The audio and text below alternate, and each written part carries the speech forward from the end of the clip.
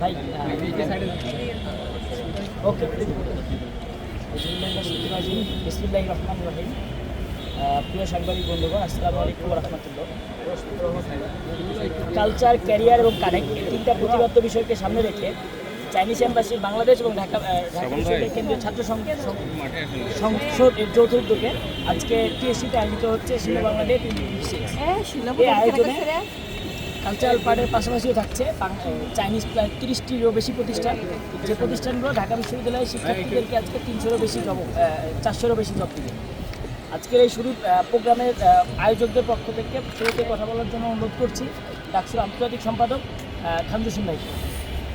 আসসালামু আলাইকুম সাংবাদিক বন্ধু, আপনারা জানেন চায়না এম্বাসির সহযোগিতায় এবং বিশ্ববিদ্যালয়ের কিন্তু ছাত্র সংসদ ডাকসু এবং কনফুসিয়াস ঢাকা ইউনিভার্সিটি মাধ্যমে আজ হচ্ছে শিলো বাংলাদেশ 2026। এটা হচ্ছে চাইনিজ এন্টারপ্রাইজ জব ফেয়ার।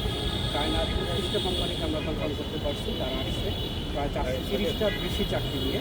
আমরা এই জব ফেয়ারের আজকের পূর্বে আমরা আজকে যে জব ফেয়ারটা এর আগেই আমরা এই সার্কুলারটা 430টা জবের সার্কুলারটা আমরা করতে পারছি। প্রত্যেকটা পদের কী কী রিকোয়ারমেন্টস প্রয়োজন সেটাও আমরা দিয়ে দিয়েছি। আমরা এখন আপনারা দেখতে পাচ্ছেন যে আমাদের চাকরি প্রার্থীরা আসছেন বাংলাদেশে, তারা এখানে স্টুডেন্ট করতে যাচ্ছে, তাদেরকে কোম্পানির জন্য এক একটা করে শুরু করতেছে। সেই বুঝে তারা সিটি জব করতেছেন, ড্রাইভার দিচ্ছেন বা ড্রাইভার সিলেকশনের চেষ্টা করছে।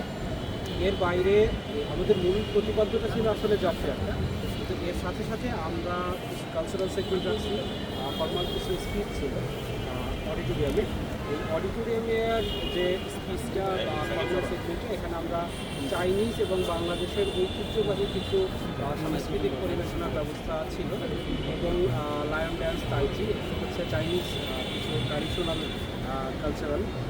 তো ওইটা ছাড়া আমাদের কিছু ভাটিয়ালি, ভয়া গানের পরিবেশনা আছে। এখন আমরা এখানে কথা বলতেছি আসলে আজকের এই জব ফেয়ারটা নিয়ে। এই জব ফেয়ারের সামগ্রিক সামারি বলি, সামারিটা হচ্ছে এটা।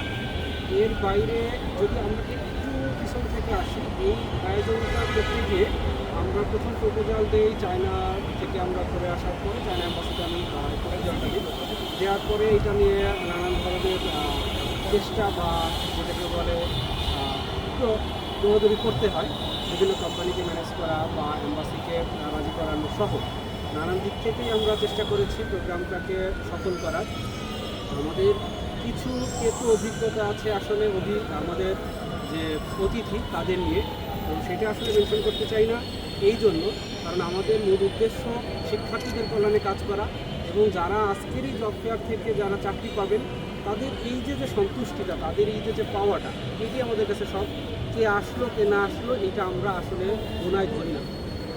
যে যত বড় নেতাই হন, যত বড় অতিথিই হন, আপনার আশা না আশায় বাংলাদেশের শিক্ষার্থীদের কল্যাণে আমাদের কাজ করাকে থেমে রাখতে পারবেন না। এটা আমরা প্রত্যয় ব্যক্ত করতেছি। আমরা যতদিন আসছি ডাকসুতে এবং ডাকসু শেষেও আমাদের বাকি জীবনে, জুলাই পরবর্তী এই বাংলাদেশে আমাদের বাকি জীবনের সামগ্রিক চেষ্টা থাকবে শিক্ষার্থীদের দেশের মানুষের কল্যাণে কাজ করা। আমরা কারো কাছে ধর্ণা দিয়ে আমরা ছোট হইতেও যাব না। আমরা তাদেরকে সম্মান করি যারা এই প্রোগ্রামে আসার কথা কিন্তু আসেননি নানান বাস্তবতায়। তাদের কাছে শুধু এইটাই দাবি থাকবে যে আপনারা শিক্ষার্থীদের কল্যাণে, মানুষের কল্যাণে কাজ করেন, এই ধরনের নোংরা রাজনীতি বন্ধ করেন। ধন্যবাদ।